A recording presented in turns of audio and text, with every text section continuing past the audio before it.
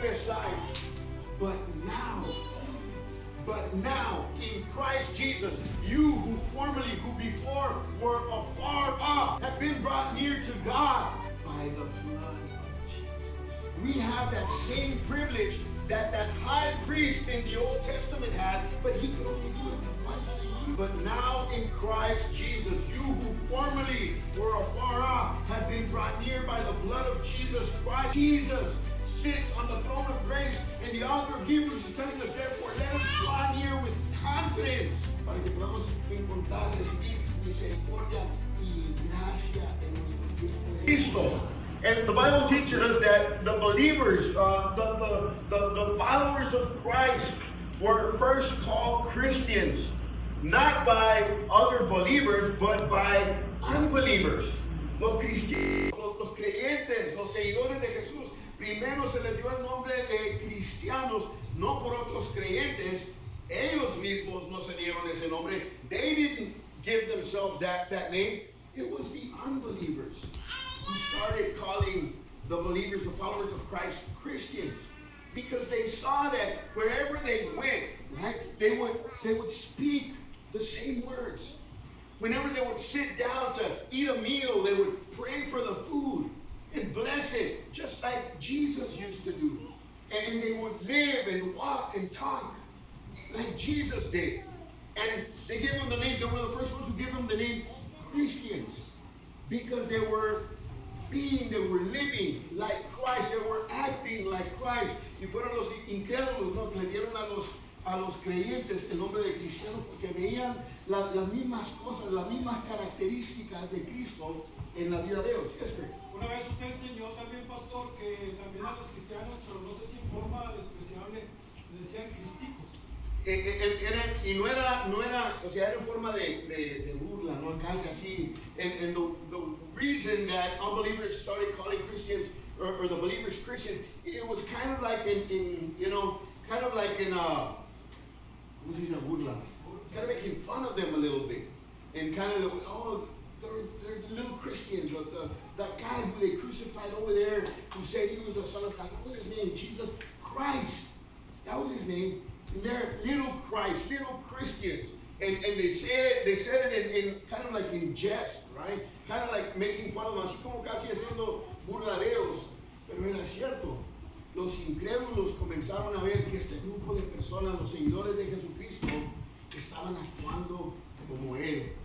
Y entonces esta serie nos ayuda, and so the series that I'm sharing teaches us to grow and mature in our Christian life. And of course, the goal of our Christian life is to be more like Christ.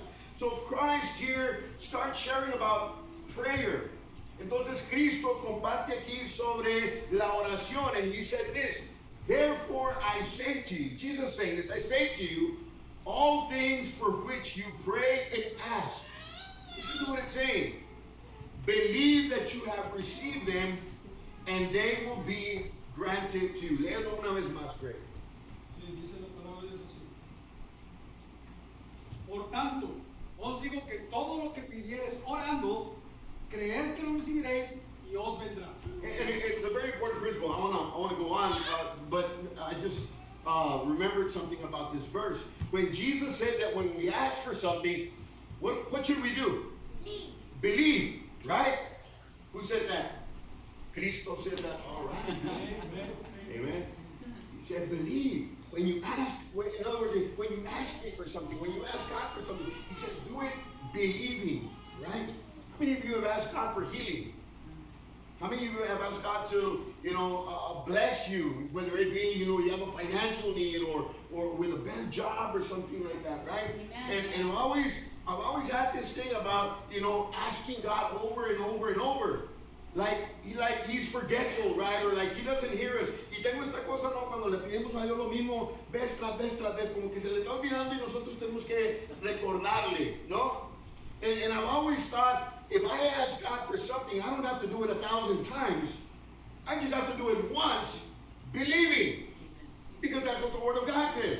Therefore I say to you, all things which you pray and ask for, believe that you have received them, and they will be granted to you. So when you pray for healing, you don't have to continue praying for healing.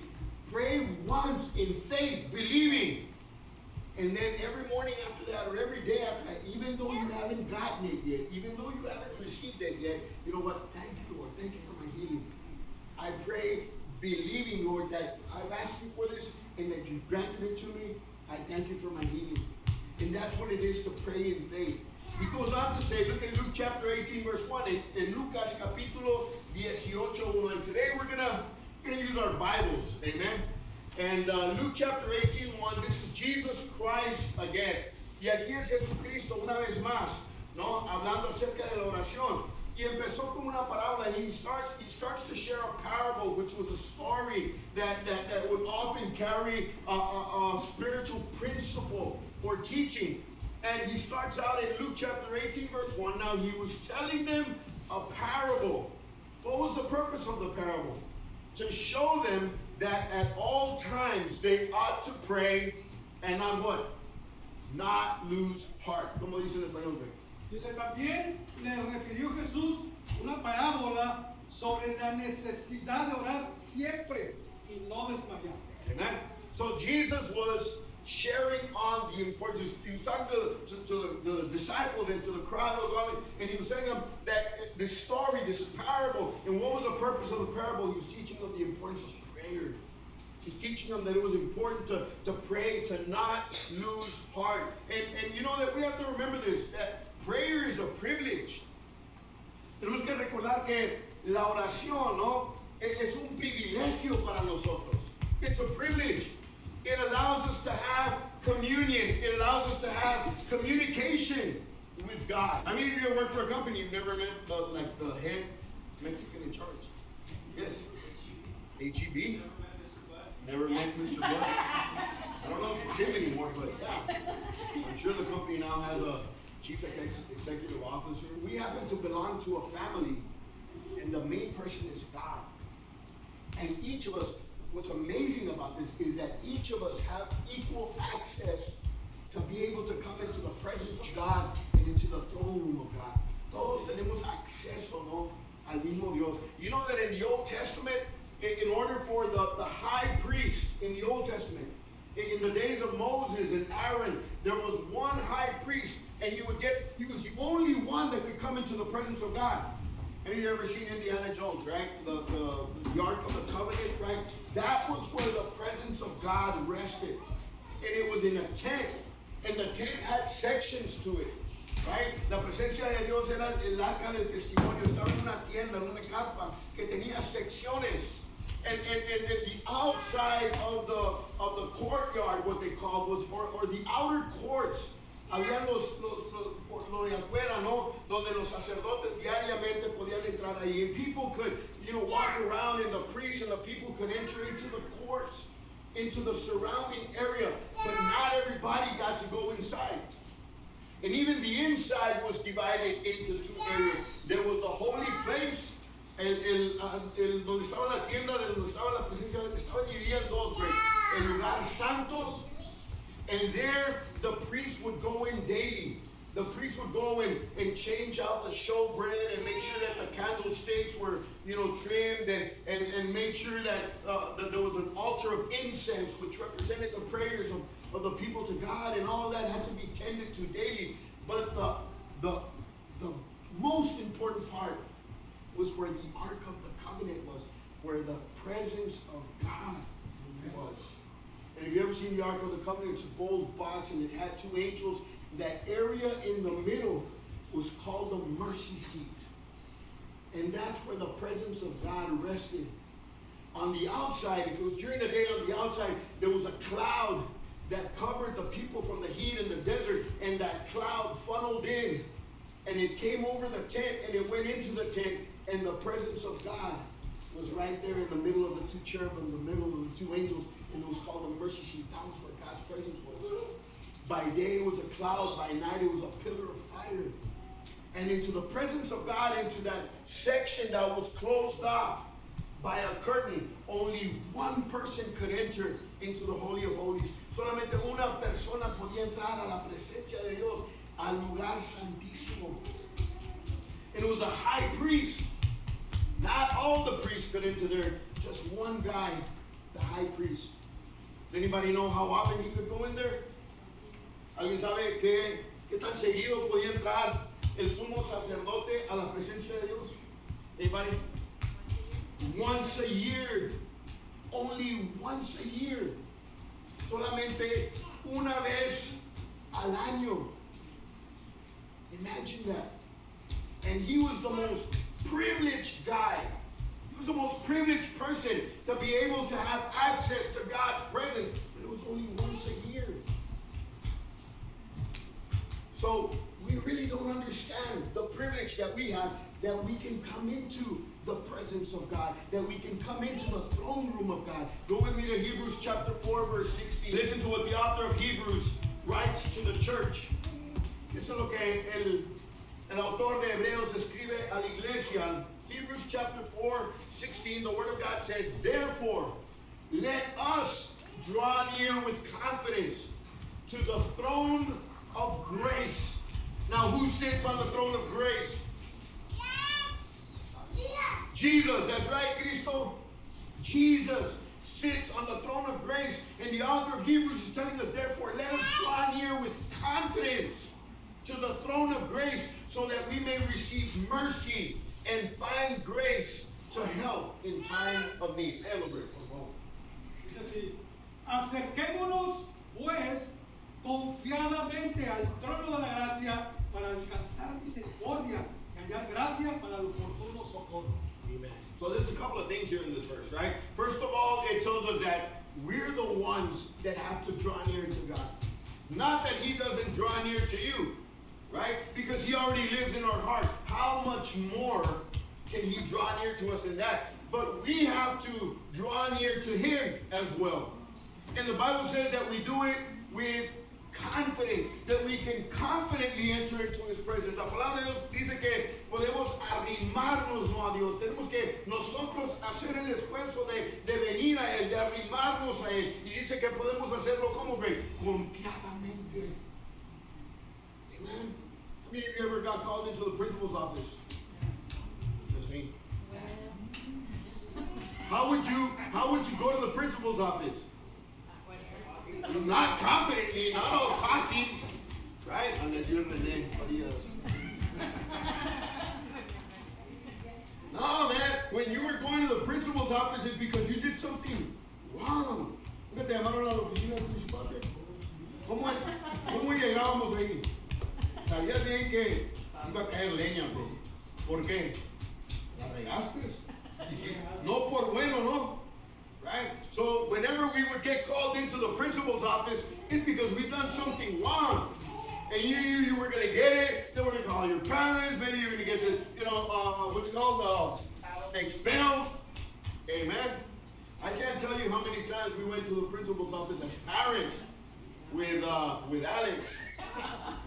Yeah. He drew a picture once. It was a cartoon. It was really cool. The artistic value of it was, museum value, museum quality, right? We knew that we had done something wrong, right? And if we're getting called into the principal's office, it's because we were going to get it. But here, we can go into God's presence not feeling condemned, not feeling like he's going to take off his belt and beat you with it, not feeling like, he's going to come down on you. But the Bible tells us that we can enter confidently into his presence. Confidently, we can come before the throne of grace. And this is what it says, so that we may receive a belting, so that we can receive punishment, para que podamos recibir castigo, dice ahí, ¿qué dice? Para que Gracia. Para recibir qué? Gracia, so that we can receive grace and find, we can receive mercy and find grace in time of help. Grace to help in time of need. Amen. Is what the Bible says. Para que podamos encontrar, recibir misericordia y gracia en nuestro tiempo de necesidad. You know what grace is? What's the definition of grace? It's an undeserved gift. That's what we deserve. That's what we receive. We receive grace. It's an undeserved gift. Even though we don't deserve his blessing, even though we don't deserve his mercy, aunque no merezcamos su gracia, su bendición. bendición, su misericordia, eso es lo que recibimos, la gracia de Dios. Gracias, Señor. So when we pray, you got to look at it this way. When we pray, and only that guy, cuando nosotros venimos ante la presencia de Dios y buscamos su rostro, ¿no? Cuando nos acercamos al trono de gracia, recibimos el mismo privilegio que tenía ese sumo sacerdote en el Antiguo Testamento de entrar a la mera presencia de Dios. You can imagine what it was like for that high priest to open the curtain and to walk into that room dimly lighted with some candles and to be able to see the Ark of the Covenant and the presence of God just coming down in form of a cloud and being able to be in the presence of God. That's the same privilege that we have when we come seeking God, when we draw near to Him in prayer. El mismo privilegio que tenemos cuando nos acercamos a Dios en la oración. But you know what? It wasn't always like this. No siempre tuvimos ese privilegio. We couldn't always come to God. We couldn't always draw near to Him. No siempre, ¿verdad? Tuvimos ese privilegio de acercarnos a Dios, de buscar de Dios. Go with me to Ephesians chapter 2. Ephesians chapter 2, verse 11, 12, and 13. Efesios 2, versículo 11, 12 y 13. So when Jesus was sharing about the importance of prayer, he was, you know, it's an awesome privilege that we have. Cuando Jesucristo nos estaba admonestando, ¿no?, acerca de la oración, es un privilegio, ¿no?, asombroso que tenemos de poder venir ante la presencia de Dios, right? But it wasn't always like that for us. And in the Ephesians, chapter 2, verse 11, 12, and 13, Paul says this, the Apostle Paul says, therefore remember. And he's telling them, you have to remember this. Therefore remember that you, formerly, the Gentiles in the flesh, who are called uncircumcision by the so-called circumcision. In other words, he was saying, you, especially you guys who are not Jews, who are not of the circumcision, right? Remember. Look at verse 12. Remember that you were at one time, what does it say there? Separate. What? Separate from Christ. Excluded from the commonwealth of Israel and strangers to the covenant of promise, having no hope, without a God in the world. But now in Christ Jesus, you who formerly before were afar off have been brought near by the blood of Christ. Como dice Greg. Dice así, verso 11. Por tanto, acordaos de que en otro tiempo vosotros los gentiles en cuanto a la carne eras llamados incircuncisión por la llamada circuncisión hecha por mano en la carne. Verso 12. En aquel tiempo estabais sin Cristo, alejados de la ciudadanía de Israel y ajenos a los pactos de la promesa, sin esperanza y sin Dios en el mundo. Verso 13. Pero ahora en Cristo Jesús, vosotros que en otro tiempo estabais lejos, habéis sido hechos cercanos por la sangre de Cristo. So Paul was reminding, you need to remember what Paul's ministry was. Tenemos que recordar cuál era el ministerio de Pablo, right? While Peter and Matthew and all the other guys were preaching salvation to the Jews in Jerusalem, right? Paul was called to preach to the Gentiles. Entonces, mientras que Pedro y Mateo y todos los demás estaban predicando salvación a los judíos en Jerusalén, el llamado de Pablo, Greg, era de ir a predicarle el evangelio a los gentiles, a los que no eran judíos. So the Jews, the covenant that God had made with Abraham was a covenant of circumcision. In other words, whenever a Jewish boy, a Jewish baby boy was born, on the 8th day, they would circumcise him, and that was the sign of the covenant of the Jewish people with God.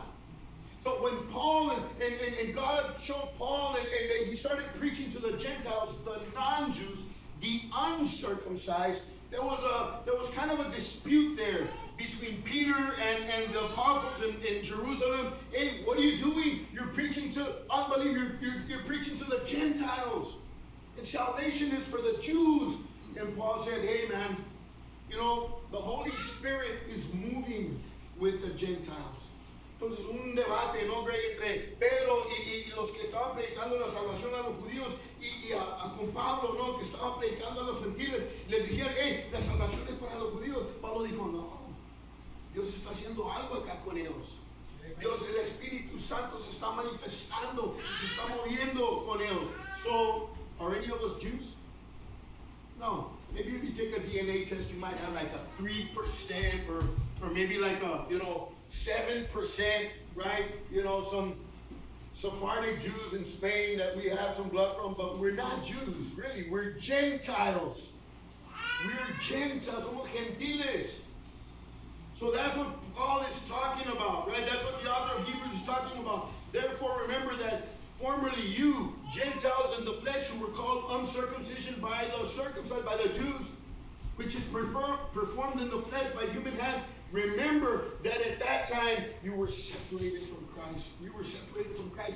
We were excluded from the commonwealth of Israel. We were strangers to the covenants and the promises of God, having no hope and without a God in the world. Now, my wife was sharing about before she came to Christ. Mi esposa estaba compartiendo, ¿no?, en la adoración, la vida que ella tenía antes de venir a Cristo, lo destrozado que estaba su familia. And, the condition of her life before she came to Christ, and the condition of her family, and how her parents were alcoholics, and she grew up in that and suffered. And how now, we get to raise our kids in the things of God. That should have been how our kids got raised, in that kind of atmosphere. Because if you grow up in a house like that, well, that's what you pick up.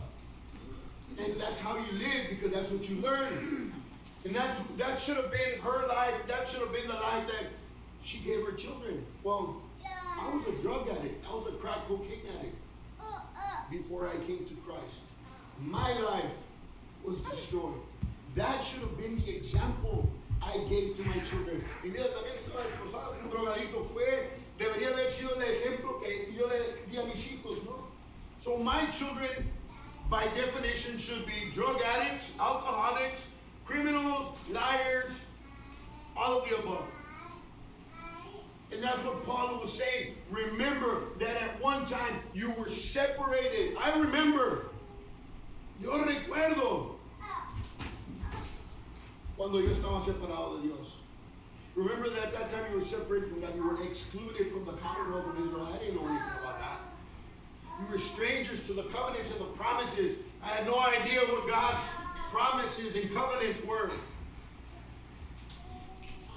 And having no God in the world, that was me. But look at verse 13, because in verse 13 everything changes. Entonces en versículo 13, ahí cambia todo.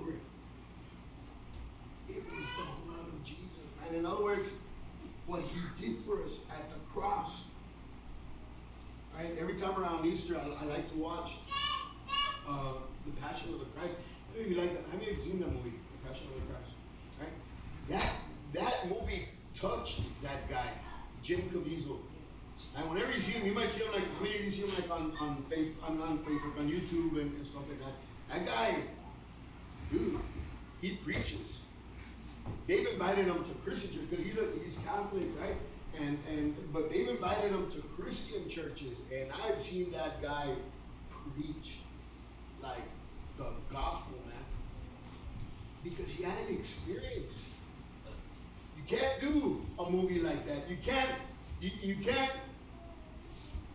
depict. You can't show. You can't do that and it not touch you. Hear his testimony. Escuchan el testimonio de Jim Caviezel, el que jugó el papel de Jesucristo en la pasión, ¿no? Tocado, man. And the other, I forgot what his name is, the guy that does The Chosen. What's his name? No, that's the director, but the actor who plays Jesus in The Chosen, that guy preaches. That guy preaches too. He's Catholic too. But, I mean, right? And this was us. We were separate. Maybe you weren't a crack cocaine addict like me, or you know, maybe you weren't an alcoholic, or, you know, but el hecho de que estábamos separados, quizá no todos fueron drogaditos como yo o alcohólicos o tuvimos los mismos problemas, pero el hecho de que estábamos separados de Él, nos pone en el mismo barco, Greg. You know? It puts us all in the same boat. We were separate from God. We were separate from the promises of God, from the covenants of God. We were without hope and without a God in the world. And puts us all in the same category. But in verse 13, there was a price that was paid for us to be able to come into the presence of God. In the Old Testament, the high priest, he wouldn't just go in. There was a whole ritual that had to be performed. There was a lamb that was slain. Blood was drawn. The blood was sprinkled on the high priest. The high priest would have to wash himself and purify before he went into the Holy of Holies, before he went into the presence of God, where the glory of God was. All that, Jesus did that for us. Amen. Todo eso, todo lo que el sumo sacerdote tenía que ser, degollar, no un cordero, un sacrificio, ser rociado por la sangre, lavarse, purificarse, luego entrar a la presencia de Dios. Let me tell you something else. If the high priest did all of that, and still there was some sin in him, do you know what they would do? As a matter of fact, before he walked in, they would tie a rope to his ankle. They would tie a rope to his ankle. And the robe, if you've ever seen the high priest and the ephod and his whole robe, on the bottom of the robe, the little tassel had bells. It had bells on there. You know, that's kind of funny. Why would the high priest have bells on there? Because if he walked into the presence of God, right, and you would hear jingle, jingle, jingle, jingle, jingle, jingle, okay, he was fine, right? But if the high priest went into the presence of God, even with a little bit of sin, and you would hear jingle, jingle, jingle, thumps, no one was going in there to get him, man, because if that was the high priest, man, ese era el mejorcito, and he had a little bit of sin in there, and he died before the presence of God, believe me, no one else was going to go in there. So that's what the rope was for. It would just pull him out, man. Next. Who's the next high priest? But for you and me, all of that was done by Jesus at the cross of Calvary. He was the Lamb of God who was slain. It was his blood that was shed. It's that blood that cleanses us and purifies us, right? And allows us to go into the presence of God. And that's what prayer is, right? And we don't realize, no realizamos, no nos damos cuenta que es lo que es la oración, ¿no? El privilegio de poder venir a acercarnos a Dios. And we don't understand what an awesome privilege it is. No nos damos cuenta, ¿no? El privilegio asombroso que es. Y mucho menos el precio que se pagó para darnos acceso. And we don't realize the price that was paid to give us access to God. It was an awesome price that was paid. That was paid. So prayer is one of those things that should characterize us as believers, that should identify us as believers and followers of Christ. La oración es una de esas cosas que nos debe de identificar, ¿no? Como creyentes y seguidores de Jesucristo. 2 Chronicles chapter 7 verse 14. Segunda de Crónicas, capítulo 7, versículo 14. And this is in the Old Testament. This is God speaking to his people, which now includes us. Segunda de Crónicas 7, 14, Dios hablando a su pueblo, que ahora nos incluye a nosotros. 2 Chronicles 7, 14, and my people, talking to us, who are called by my name. We're called Christians, that's Christ, right? And my people who are called by my name would humble themselves and pray and seek my face. Look at this. And turn from their wicked ways. This is the result of that. Then I will hear from heaven. I will forgive their sins and I will heal their land. ¿Qué dice Pedro? Amén. Verso 14. Si se humillare mi pueblo, sobre el cual mi nombre es invocado, y oraren y buscaren mi rostro, y se convirtieren de sus malos caminos, entonces yo oiré desde los cielos y perdonaré sus pecados y sanaré su tierra. Prayer is one of those things that should identify us. It's one of those things that should characterize us. Una de las cosas que nos debe identificar, debe de ser parte de nuestro carácter cristiano, ¿no? And it said that one of the greatest tragedies is not unanswered prayer, it's unoffered prayer. Una de las tragedias más grandes no es oración no contestada, es oración no ofrecida. What does that mean? That a lot of times, we just don't take the time to come to God. We forget. We take it for granted. We don't ask God. We don't pray enough. We don't have communication with God. We don't have communion with God enough. Why? What are the things that take us away from coming to God? ¿Qué son algunas de las cosas que nos quita de venir a Dios, Greg? What are some of the excuses we use? We're too busy. Estamos muy ocupados. And, I'll take that, right? Because if you take everything now that has to be done compared to, 70 or 80 years ago or even 100 years ago, man, there's just a lot on our plates. There's places we gotta be, things to do. We have agendas and schedules and, all this thing. We have kids and t-ball and we have, music and band practice and football and t-ball and all those things. Doctor's appointments and, parties, and I have to go visit my aunt, sister's, nephew's dog's cousin. Right? Excuses abound. Las excusas sobran. Y se nos olvida lo que se pagó, el precio que se pagó para que nosotros nos pudiéramos acercar a Dios. And we forget what an awesome price was paid for us to be able to, that privilege to be able to come and have communion with God. So the greatest tragedy is not prayer that's unanswered. The greatest tragedy is prayer that isn't even offered.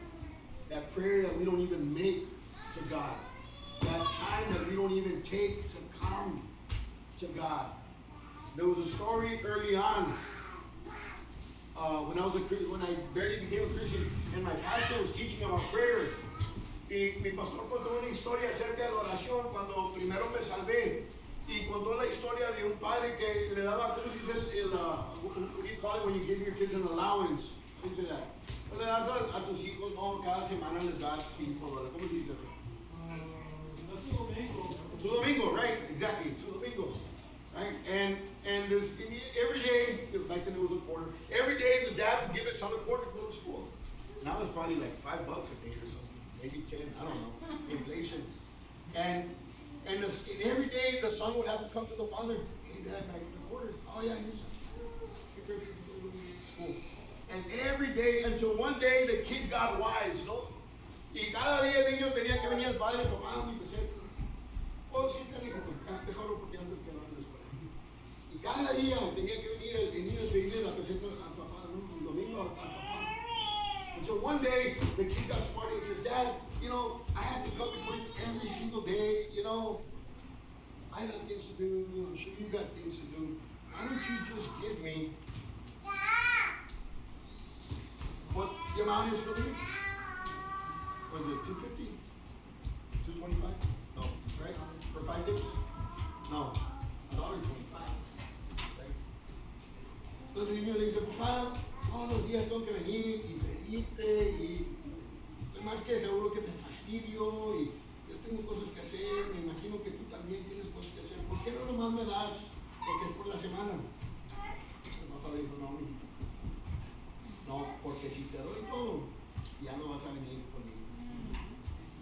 He said, no, He said, Dad, why don't you just give me my money for the week and you know, we'll call it a day. I said, no, because if I give you everything, you're gonna stop coming to me. You're gonna stop approaching me. And I enjoy, I value, I cherish those moments that we have together. And you know, God cherishes those times that He has with us, those times of intimacy. There was a song back in the 60s, 70s. Oh man, I was listening to it the other day. It's a story about the son, about the dad. And when he was a young father and, you know, trying to make it in the world, and the dad and the son would come, Dad, why don't you come toss a ball with me? The son, I'd love to, maybe next time, but, you know, right now I'm real busy, and, you know, and years pass, and the son goes, hey, Dad, you know, why don't you take me fishing? Hey, love, you know what, son, I'd love to, you know, I got all this to do, but, you know, we'll get together sometime. You know what song we're talking about, Alex? Something about a daughter. Huh? Something about a daughter. No, it's a father and the son. I want to say it was Jim Croce, but it's not Jim Croce. He's always working. Yeah, he's always working, right? And then the son graduates. And he goes to the dad and he says, Dad, you know what, son, here's the keys, you go, you know, I'm busy and all of that. So then life goes on. Now the dad is older and retired. And now he wants to spend time with the son, and he says, hey, son, why don't we go toss a ball together? He says, hey, Dad, you know what, I'm busy. You know what, I can't. Hey, son, why don't we go, you know, fishing sometime? Hey, you know what, that I'd love to, man. I really love to go with you, but I'm busy. You know? And the tables turn. And I'm thinking like, God wants those times with us. God wants those times of intimacy with us. But what excuses are we giving Him?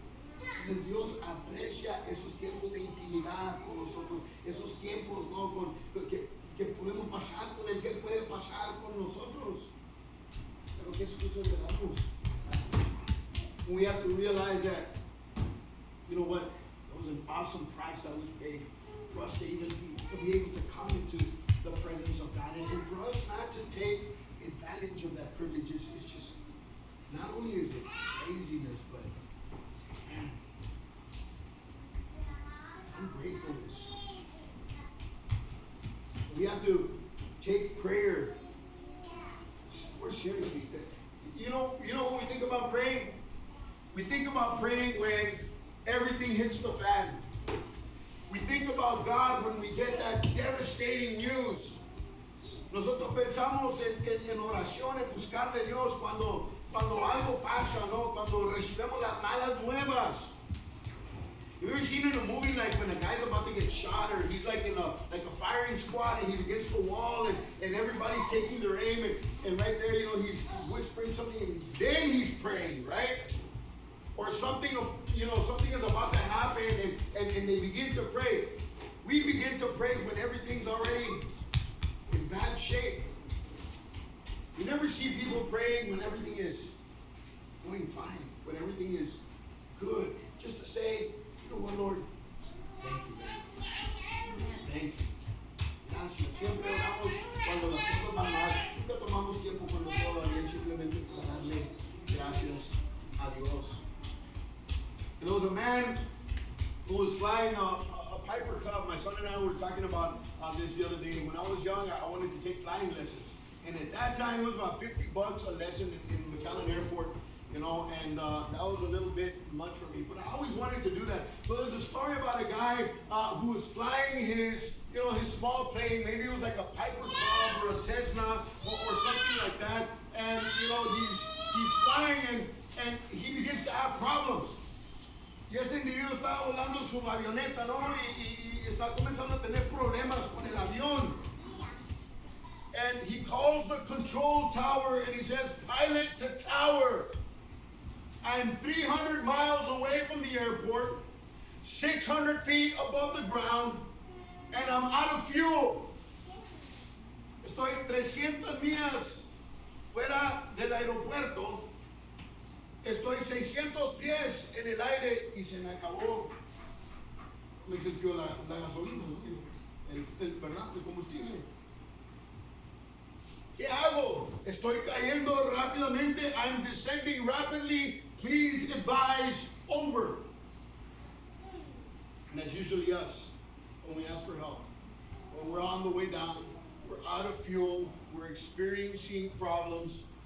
And the tower responds. Tower to pilot, the dispatcher said, repeat after me. Our Father, who art in heaven, hallowed be thy name. Y le respondió la torre y le dice, torre a piloto, repite después de mí, Padre nuestro que estás en el cielo. It was too late, man. 300 miles away from the airport, 600 feet up in the air, out of fuel. What do? Just pray. Just pray. So it's an untapped resource.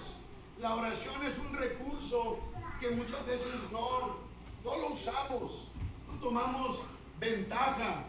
We talk about it more than what we actually do it. Hablamos más acerca de la oración de lo que realmente lo usamos. In 1952, Albert Einstein, we all know who Albert Einstein was, and I'll finish with this. I haven't even gotten into the preaching yet. In 1952, Albert Einstein was delivering a speech, a lecture in Princeton University. Y Albert Einstein estaba dando un discurso en la Universidad de Princeton. And there were doctoral students. His students were not just, these are students that were already going towards their PhD, their doctorates in different fields. And one of the students said, what is there left in the world to write an original dissertation about, to write a paper on something that hasn't really been written about? Y uno de los estudiantes que estaban estudiando para su doctorado, ¿no?, le hace la pregunta a Albert Einstein, ¿qué queda, no? ¿Qué papel queda escribir que no se ha escrito ya para ahorita? Porque para recibir tu doctorado tienes que entregar un tesis, ¿no? And you have to, of course, submit a thesis when you're going for your doctorate degree. And the student asks, well, what can we write about, man, that somebody else hasn't already written about? And Albert Einstein says, you know what? Find out about prayer. Somebody should write about prayer. Escriban acerca de la oración. Alguien debe de estudiar más o ver más, a ver qué hay acerca de la oración. And we're talking about one of the geniuses of the 20th century. Estamos hablando de una de las personas más inteligentes del siglo XX, ¿no? Y él entendía la importancia de la oración. And even this man, started figuring out the importance of prayer. He's quoted as to saying, the only thing I want to know, Einstein is quoted into saying, the only thing that I want to know is the mind of God. That's Einstein. Y él dijo una vez, lo único que quiero entender es la mente de Dios.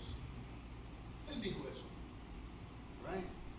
And one of the other people who understood the importance of prayer was the Apostle Paul in the Bible. Y en la Biblia, la otra persona que entendía la importancia de la oración era el apóstol Pablo. Y termino con esto. I'll finish with this. Colossians chapter 4, verse 2.